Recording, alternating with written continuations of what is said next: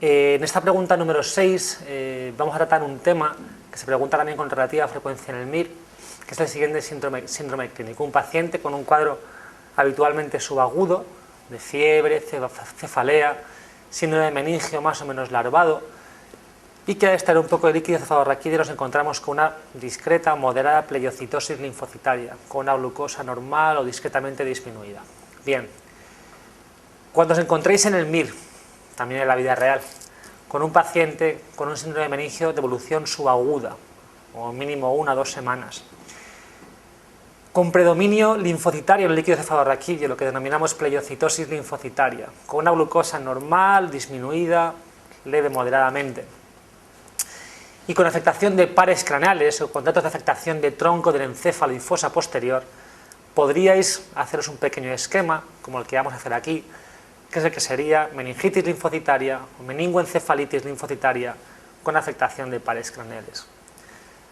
A efectos MIR, cuando aparezca un caso como este, debéis pensar siempre en las 4 siguientes posibilidades. La primera, siempre hasta que no se demuestre lo contrario, una meningitis linfocitaria con glucosa algo disminuida es una meningitis tuberculosa. Hay que pensarla siempre que aparezcan datos sugestivos de afectación de pares craneales, glucosa algo disminuida y un contexto endémico que aumente la probabilidad. Por ejemplo, alta incidencia en emigrantes latinoamericanos, dada la alta incidencia de tuberculosis en Latinoamérica.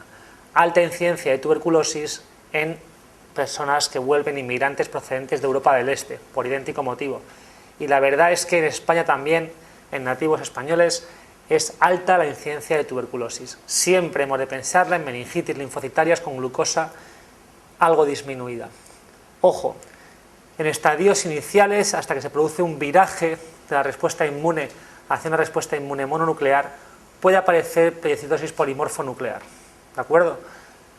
No descartar nunca una meningitis tuberculosa cuando nos encontremos un líquido con 200, 300, 400 células y predominio polimorfonuclear. Podría ser necesario, sobre todo en caso de mala evolución clínica, si lo considerásemos una meningitis bacteriana al uso, podría ser necesario repetir una segunda punción lumbar a la semana, a los 5 o 6 días, y ver ese viraje hacia una respuesta mononuclear. Segunda posibilidad, meningitis linfocitaria con afectación de pares craneales y datos de afectación de fosa posterior, es decir, el rombencéfalo, es la rombencefalitis por listeria, preguntadísima en el MIR, listeria monocitógenes.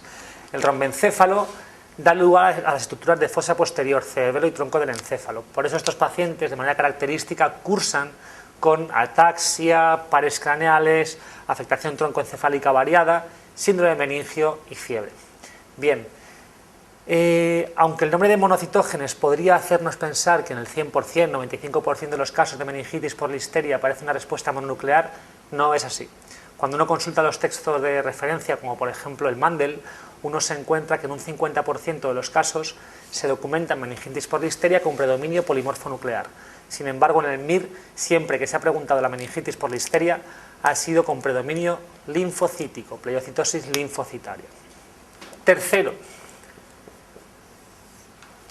un paciente con un síndrome de meningio subagudo, fiebre, cefalea, con un líquido con pleiocitosis linfocitaria, hay que pensar siempre, al menos de entrada, si solo nos dan esos datos, solo eso que os he dicho, meningitis linfocitaria, subaguda, fiebre y pares, en la posibilidad de una meningitis aséptica en el contexto de la infección aguda, primoinfección por HIV. Ahora matizaremos esto.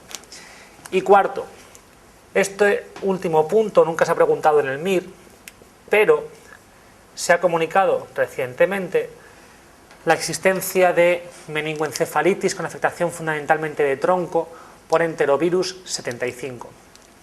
Bien, la pregunta es, ¿cómo diferenciaremos cada uno de los casos clínicos? Pues porque nos lo van a decir ellos. Es imposible diferenciar una meningoencefalitis tuberculosa, una meningoencefalitis por listeria, si no nos dan más pistas. Si quieren que sepamos que es por listeria, nos van a decir que en el gram del líquido cefalorraquídeo se ven bacilos gram positivos. Es decir, en el MIR, meningitis y un líquido con bacilos gram positivos solo puede ser listeria.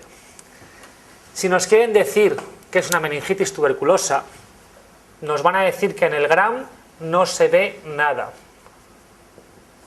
Y nos van a decir muy probablemente que en el Chill-Nielsen tampoco se ve nada, porque es una tinción poco rentable para la meningitis tuberculosa. Habitualmente el diagnóstico lo establecemos con cifras elevadas de ADA, en el líquido cefalorraquídeo, adenosíndeaminasa, y a las 3 semanas con el cultivo en medio de Lowenstein.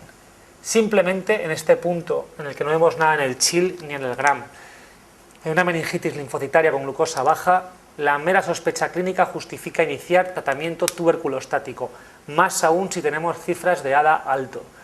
Iniciaremos tratamiento tuberculostático esperando 3 o 4 semanas a ver el cultivo en medio de Lowenstein.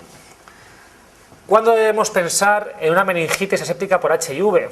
Pues en el contexto epidemiológico sugestivo de una infección aguda. Un paciente con un síndrome mononucleósido, astenia, adenopatías cervicales, odinofagia, malestar general, presencia de trombopenia, que es un dato relativamente característico, o mejor dicho frecuente, de la infección aguda por HIV, factores epidemiológicos de riesgo, etc. Y este último punto nunca se ha preguntado en el MIR, pero al ser el número 4, es una buena opción para ponerla de relleno en una pregunta con 5 opciones. ¿De acuerdo? Tema importante, estudiarlo fuerte para el MIR.